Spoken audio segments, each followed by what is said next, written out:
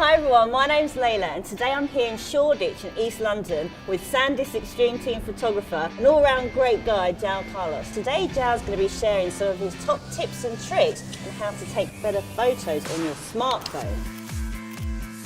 And this is episode 1 of a series of 5 short how-to videos, so be sure to subscribe so you don't miss out on the rest of them. Today, we're going to talk about a lot of tips and tricks, and it doesn't make a difference if you're shooting with a mobile device or you're shooting with an actual camera. Anybody can learn a little bit more on how to take better pictures. And we're going back to basics, straight into composition. For today's first tip, it's the rule of thirds. And it's one of those basic photography tips that you got to learn it to then know how to break it. Okay. Most camera phones actually do have a 3x3 grid.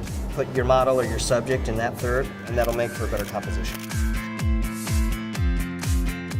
Okay, Joao, so I've applied the rule of thirds to my image by using the grid on my phone. Is there anything else that the grid can be used for? The grid is all about composition. You want straight lines in your pictures. So for example, when we're shooting our model and we've got this brick wall, you're going to use those lines to make sure that your horizon is straight. Straight lines, straight picture, better composition, better picture.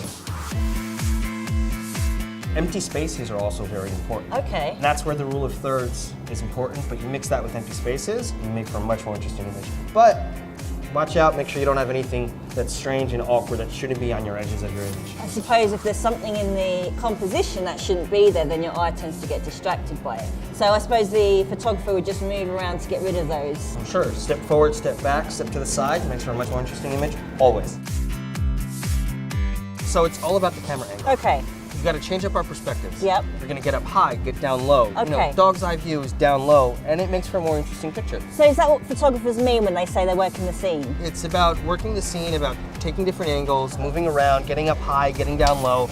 Your phone has a lot of memory, so you can fill up that memory by taking loads and loads of pictures. Okay. And by getting a different sequence of shots, Yeah. you can actually go back and look and find that perfect image. Okay.